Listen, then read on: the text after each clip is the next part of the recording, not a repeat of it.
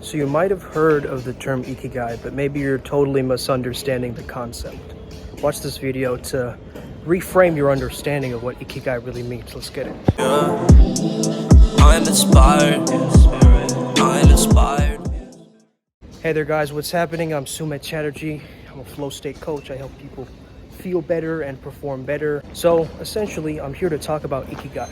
Now, you might have a westernized understanding of Ikigai. There's this diagram that we've seen so many times. Oh, it's your profession, it's your vocation, it's your, make sure that it monetizes your purpose. And all of these different things. However, in the original Japanese concept, it doesn't really talk about any of these things. I mean, this diagram does help you get closer towards what you want to do in life, but it's not necessary that it has to be those things, okay? And I'm not saying I don't like the diagram. I think it's an amazing diagram to, in fact, get you started. However, a lot of people misunderstand the real reason of Iki, which is life, and Gai, which is meaning or purpose, right? Hatarakigai is like work, purpose, right? And then you have another word which is Asokigai, which is like play, right? Meaning behind play. So you want to understand that this word, Gai, is essentially a word which is associated to purpose and meaning. And if we know anything about purpose or meaning in life, we understand that it transcends any kind of like little monetization goal or something like this. Of course, you can have purpose through making money and being wealthy. However, a lot of people find purpose just getting up in the morning, and that's why Ken Mogi, he's a neuroscientist in Japan, he actually has a different book on Ikigai, and he breaks down to start with the simple things.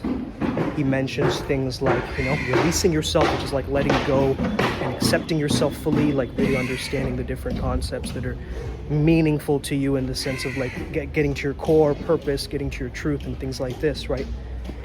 Where it's very difficult to understand because it is a Japanese concept. I'm not Japanese either, right? Someone who's actually Japanese lives this idea and philosophy and concept has a way different understanding to how we look at this from maybe through a different cultural lens, let's just say that, right? So notice how he has these different pillars, right? So understanding these different pillars, you can understand that for you to do daily rituals, for you to actually get moving, right, in the right direction and make you feel like, hey, I have purpose, I have worth, I have meaning in my life, and it's something that I can actually build and look forward to, okay? So now I want you to look at this different model. This is also by a psychiatrist who studies Ikigai. And I think it's very interesting to look at this model too, because it's associating Ikigai objects, past, present, future, and then also Ikigai feelings. And then you, which is the self, is almost the interpreter of these two, the objects and the feelings. And I really like this model as well, really understanding this, because again, we have to take into consideration that we, the self, is the filtration device for this Ikigai in the first place. You know what I mean? So that is the thing that is going to, in a sense, be most beneficial to you. Hey, just me getting up, getting a cup of coffee with a friend, that's my reason for getting up in the morning, Some days you're like, man, I have this big purpose in mind, this big goal, and it can actually be changing over time, right? Like an Ikigai doesn't have to be like this one big purpose that just stays there.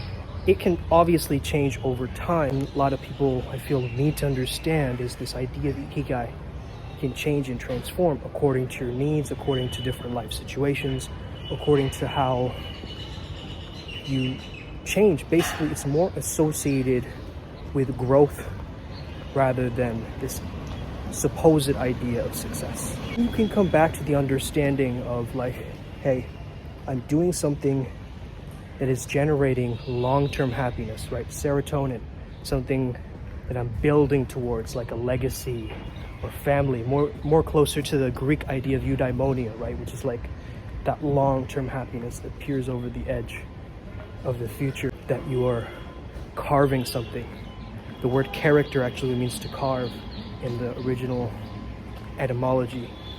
So start to carve your life over this long term, chip away at it and refine it. And I think that would be my personal interpretation of how I understand Ikigai. I know that's kind of pretentious to say or whatever, because it is this Japanese concept. And of course, the French can call it raison d'être, right? Reason of being, or like, what's your purpose in life, all this kind of stuff. But I think that we can have a purpose, but we have to start from Stephen Kotler's model of what are you curious about, right? What are you actually curious about in life? And then you can get towards your passion, and then you can get towards your purpose, or just that clarity, which is more of an inner awareness and a self-knowledge, I think, which gets you to your Ikigai.